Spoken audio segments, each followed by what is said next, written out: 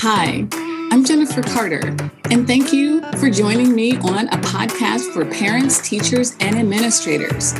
Today's conversation should be a good one, and I'm sure it's something on your mind. So let's get to it. So I just want to say thank you so much for joining me. I'm super excited to hear about your book series, but I don't want to spoil too much. So I'll let you introduce yourself, a little bit about yourself, and then also about your books. Awesome. Thank you. Thanks for having me. So excited to be here. This is my first podcast, so I just want you to know you are like bringing me in, feeling the vibes. It's great. My name's Randii Smith, like you said, and I am a former teacher. I taught for 5 years in the elementary world. Then I had my first daughter in 2016, and now I stay at home with her. And now I have 2 daughters.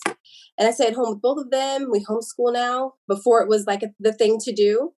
So we've been homeschooling for, I'm going to say almost over 2 years now.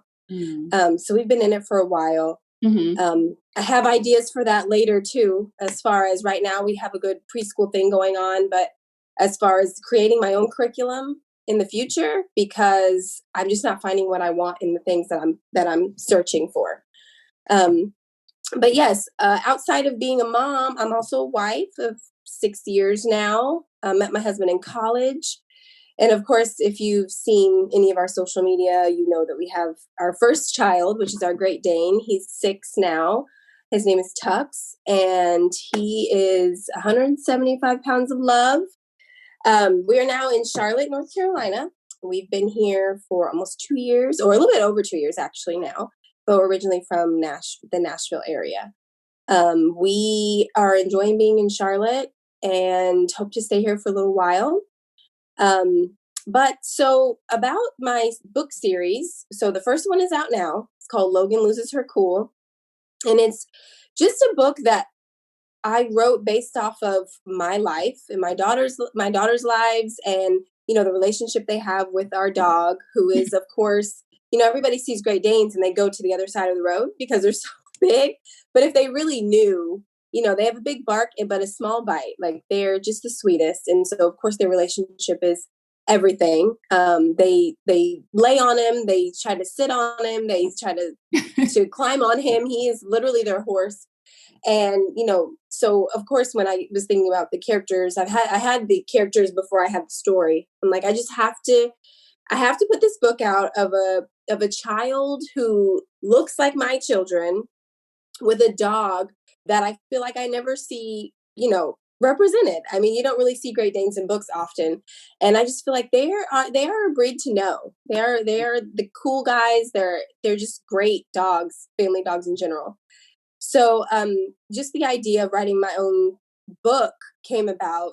I love books. We learn through books at our house. And so my husband's like, you should just write a book. And of course, I'm like, what? You're crazy. Write a book. Okay, let me add that to, you know, everything else that we're doing at home. Because, you know, 2 kids, a giant dog that's like bigger than you are, a house. Yes. You know, all of those things aren't enough. Right. And not to mention, this is our 4th state we've lived in since 2014. So I'm like, okay, yeah, you know, I'll start this book and then we'll pack up and we'll move to another state. And then, you know, I won't be able to find anything.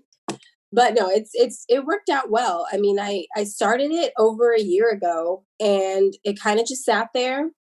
And then when I came back to it, it changed completely. It went from being a book about tantrums, which I felt was like so like baseline. Okay, a tantrum. But what about all the other kids who have more than a tantrum? You know, you upgrade from a tantrum to like a fit to like an attitude. You know, it progresses throughout.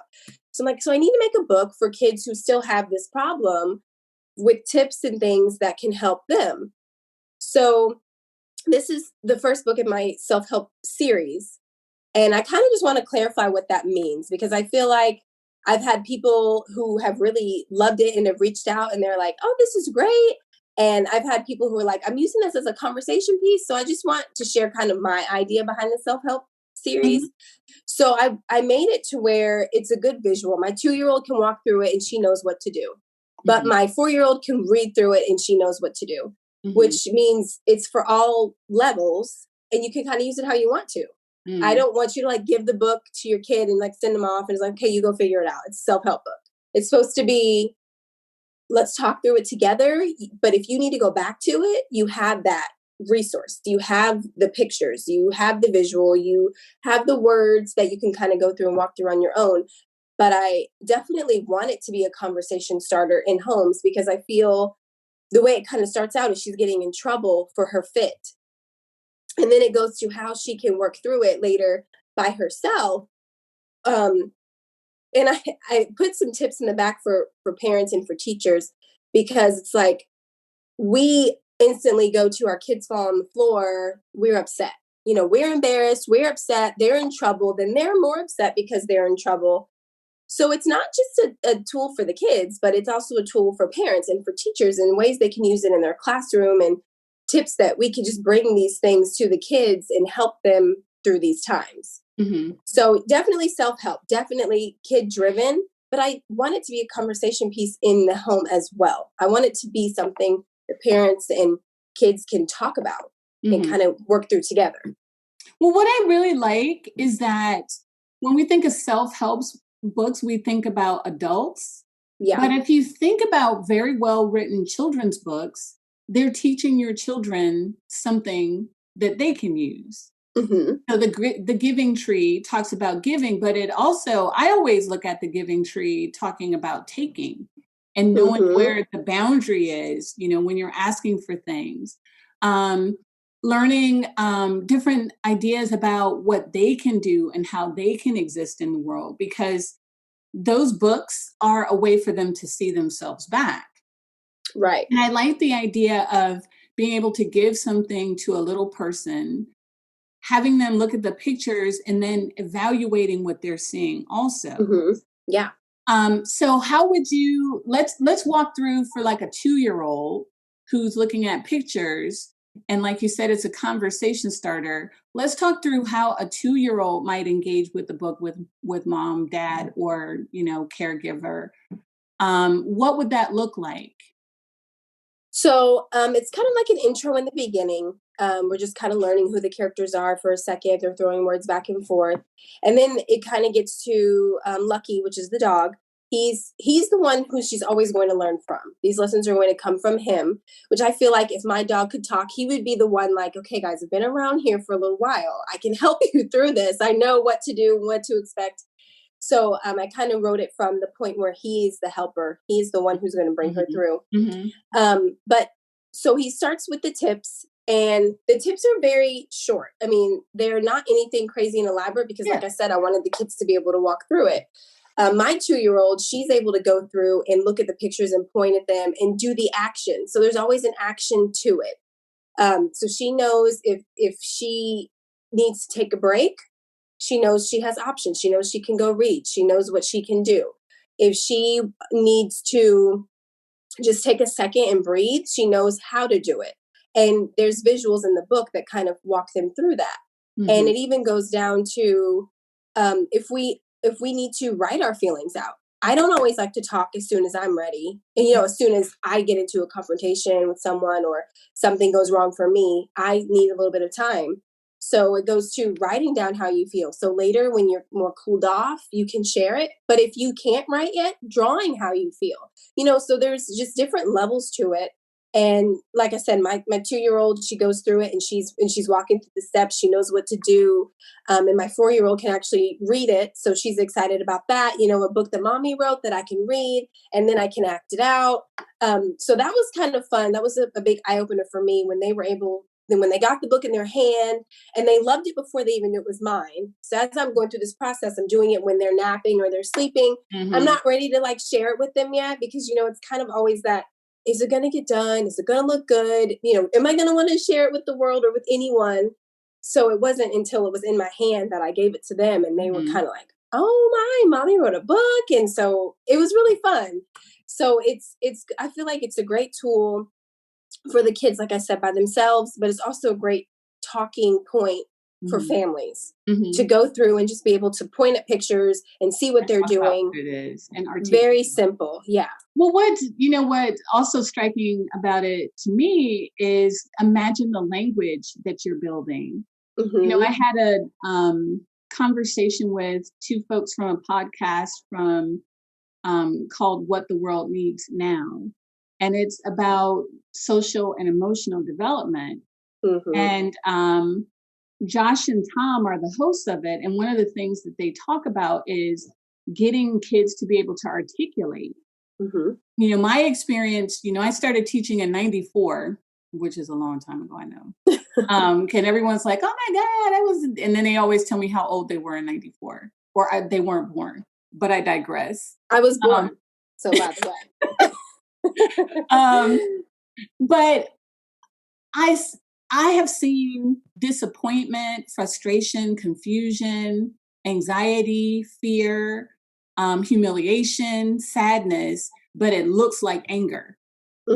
Kids are throwing chairs, they're acting out in class, you're in the mall, especially now, you want to get in and out, and then suddenly you have a child on the floor kicking and screaming.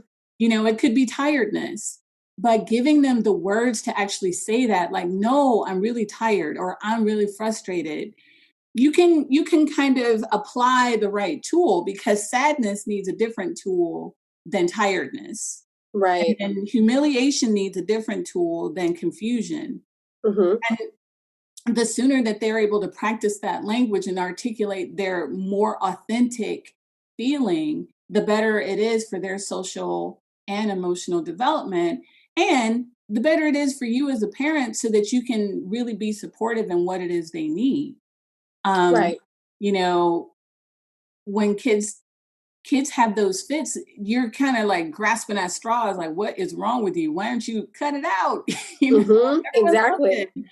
And I noticed that people are a little less patient now, because we're with our kids all the time. You're used to it, but a lot of people are not used to being with kids all the time. What's the feedback that you've gotten from parents about how they've used the book?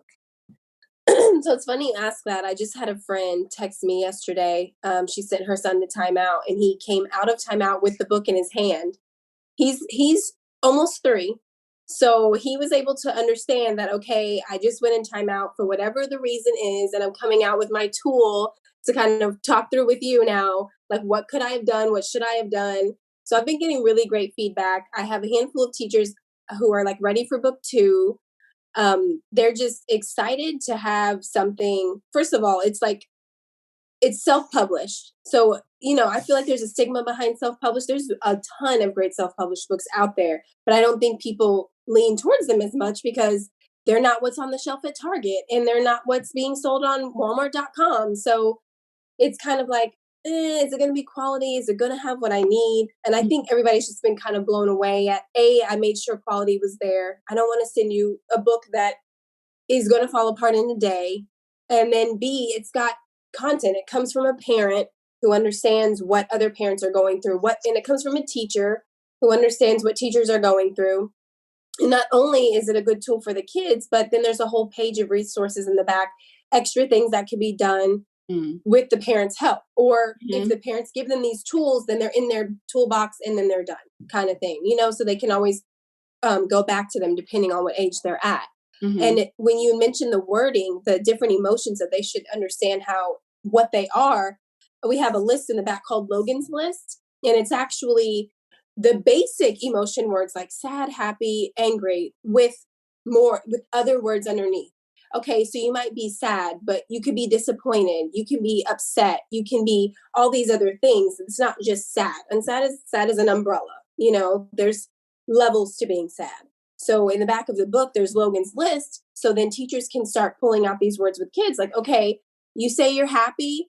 Go to happy in the book and kind of tell me exactly what kind of happiness you're feeling.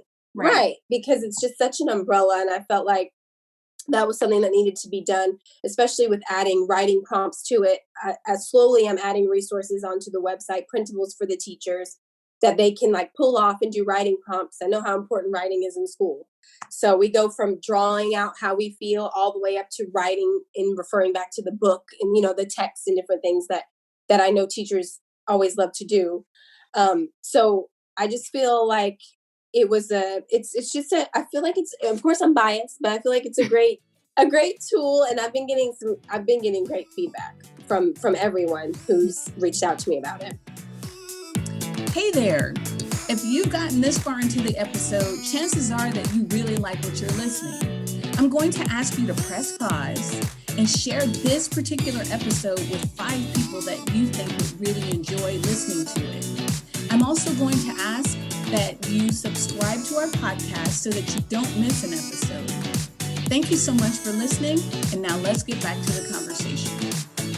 Yeah, I mean, it's good to hear because, again, we're at home. You know, you and I, who are trained teachers, we know how to do story time. We know how to maximize the learning. You know, there's books that you share, like my son used to love the Sarah Boynton Red Hat, Green Hat. He used to crack right? And that's how he learned his colors, because he thought that turkey with a sock on his head was just hilarious.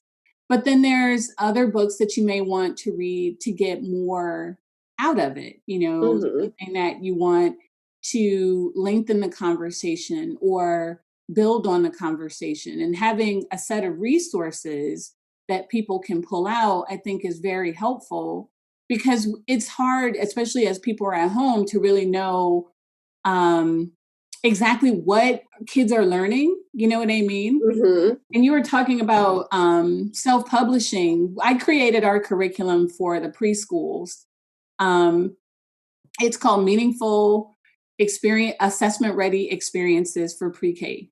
And that's exactly awesome. What they are, is meaningful experiences that are ready for assessment for little kids. And if you take a look at the YouTube channel, for example, it gives like, these are the learning skills, and this is the activity, and this is how it contributes to the life of the school. I think sometimes parents, I should say, don't realize that social and emotional skills are something that are assessed. And, you know, we don't assess them as much the older that they get. In kindergarten, when you're in a class, there's actually an assessment for how your child is developing socially and emotionally. Having resources and tools like this helps in that development, because, you know, let's fast forward to when your daughters are in grade 6 and they're learning long division with multi-digit numbers, and they just can't get the answer. The appropriate response and the appropriate thing to say is that I'm frustrated because I can't figure this out. But we both know, with our experience in the classroom, sometimes kids will cry, they'll avoid doing their homework, they'll, you know, be really flippant in what they say to their teacher or to their parent. But again, giving them more tools and more words really helps them in the long run. So Logan and Lucky are not teaching just how to react to feeling upset. They're also teaching this valuable life skill for how to navigate as life gets more challenging and more nuanced, because that's what everybody experiences. And so in the back with the resources, do you give any like assessment type stuff for just the social emotional, or what kinds of printouts and handouts? I guess that's probably a better way to say, what are the types of skills that you're developing?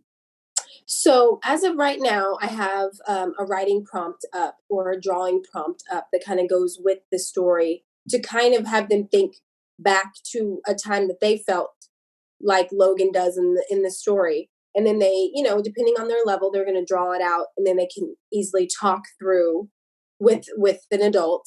And then as you get older, they're writing and doing a little illustration to go with it. So that's what we've got going. So right now we're coming up with new ideas every day, and adding new things as we complete them. But as far as inside the book, there's like a tips for caregivers and parents that just, I get touched the base with the tip. As far as what's in the book, I didn't go too deep into all the things you could do with that tip, but in the back for the parents, it's okay. We want to talk about breathing, just taking a second to breathe. But here are some things you can do instead of just saying, okay, stop and breathe. You can go into teaching them how to meditate. You can go into all these different things that I have back there for parents to look at and caregivers to look at. But then it goes down to, at the end, that emotions are normal. This is just a tool to help them get through it. It's not going to make them go away by any means, but it will, the way that they communicate it, like you were talking about, the way that they can finally express themselves in a better way. I was kind of blown away yesterday when I received that message with the picture, how he just knew, I'm coming out of timeout and this is what I need to read right now. This is what I need to look at. She was like, this is not staged. I just had to share this with you. And so, of course, that made me feel great, because I'm like, if he can get it, he's younger, then what is it going to do for the older group in the 3 through 8? I feel like this is something even a guidance counselor can just have in their office, even if you work with older kids. And it's just like, here, just look at it, just take a break, just read through it. So that's just been an exciting part for me, to kind of see that the kids are really connecting with it, which was the whole goal, to try to get it out there for them to actually want to read it, and not just like, okay, another book, thank you, thrown to the side. But it's something, like you said, it can be used in more ways than one. And then what's the target age? I know that, your daughters are 2 and 4. What's the actual target age for the book? So I went with, we think it's best in 3 through 8, because there's lots of studies that show at 2, you can give them all the tools in the world, but you might not get through to them. They have to get through that tantrum before anything else can be done. Starting at 3, you can actually stop it and work through it with them. So 3 through 8, I worked with 8-year-olds for 4 years, and I know they still need this. They still don't know how to express themselves sometimes. They still get angry and throw things. And so 3 through 8 is a really good age group where they can grasp the concepts and they can start applying them to their everyday life and situations. Well, it's funny you said, when they're 8, we can see, what happens when they get frustrated and they throw things. I think that that's an adult problem with some folks too. Yes. Say it. Yes. And that's another thing about this particular forum is we look at the world and we look at it honestly, and we see many, many examples. And in fact, like even this week where people are behaving in ways that it's like, let's take a pause and let's look at our behavior and let's see what's the age appropriate way to deal with our frustration. Exactly. And my point in that is those are skills that everybody needs. And I think it's sort of a sneaky way also to remind parents that it's very frustrating being a parent. It is very frustrating. I've never loved so deeply, nor have I been so angry. At the same person. At the same person, And like I said, my boy is, we raised 2 kids. One is 22 and one's 24. And when I tell you, they have pushed me to the edges of all the emotions, sadness, happiness, and having a resource to even remind ourselves as parents and teachers, even administrators, because we get frustrated too, Yes. Especially now with everything that's going on, I feel like it's a lot easier to be pushed to your edge. I mean, even though I've been home with my girls, like our activities have been disturbed. We can't go out and do things like we used to. So of course my frustration shows a lot faster than it used to. And their frustration, they just want to go to the children's museum. And I have to explain to them, we can't, we're not ready for that. So that just brings on frustration on its own. Frustration we never thought we would have to deal with. So luckily this idea came about before any of this. It just happened to fall in place that it was put out at the perfect time. So hopefully people are really using it to its max benefit. And then you said, you wanted a book that had children that look like yours. What does that mean to you? So for me, I feel like when it comes to children's books, there's two sides. We're either going to go really, really light, or we're going to go more on the darker side. My daughters are more like in the middle. And so, of course, they can relate to all books and they find themselves somehow in there. Mm-hmm. But this one with the big, I mean, it kind of, the freckles and the big hair. I mean, you don't see a lot of freckles in books. And I'm just like, where are the freckles? People have them. They're real. Yeah. So for me, it was putting a child out there that I felt like I couldn't find for my girls. And I know if I'm having that problem, other people are as well. And not only for her to look like them, to have the same skin color, to have the big long hair, to have the freckles, but to go through things they go through, for them to see themselves in a character that just went through that. She just had the same problem yesterday. You know, whatever she's going through, I just went through that and she got through it. She was able to use these things and she's fine and she's great and she's working through it. So I felt like that was important. And I'm kind of glad that it panned out the way it did. I mean, my illustrator is amazing. She came out beautifully and I love the way she looks. And my girls have found they love her. They find her, the book is in with them all the time in their hands, in their bed. And so that's just been really fun for them to see the book and they're like, oh, that's me. And I'm like, other kids will say that. Other kids will look at her and be like, that's me. I'm in this book. And we know representation is not always there. And outside of not always being there, it's not always written by people who look like the characters. And I just so happen to fall in that place because my children favor me in a sense here or there. But to be able to have an author who looks like the character as well as her kids look like the character, I feel like that's something that people have reached out to me about as well. It's just hard to find. And there are tons out there, but not enough, not nearly enough. Mm-hmm. So glad I can contribute to that and keep that going. Because I think, again, the more you see a lot of different types of people doing things, the more normal it becomes. Right. You know what I mean? So it's not just this kind of person does this or this kind of person does that. Oh, this is just a human experience. Mm-hmm. And, you know, I am very much a person that is about, we are not all the same. Diversity means that we are all super different. Mm-hmm. How do you connect? And what are the things that just make you human? You know, in New Year's, we had hams, we had black eyed peas, we had our greens, we had our cornbread. But in our Korean friend's house, there was a whole different menu, you know. And then in my Irish best friend's house, she always makes meatballs with gravy. There's a whole different, you know what I mean? But, you know, again, when you look at someone who has this set of emotions that are human emotions, but you see a wide range of people having those human emotions, it's a lot more difficult to marginalize people for having those emotions or ascribing those particular emotions to a particular kind of people, because then it just becomes a shared experience.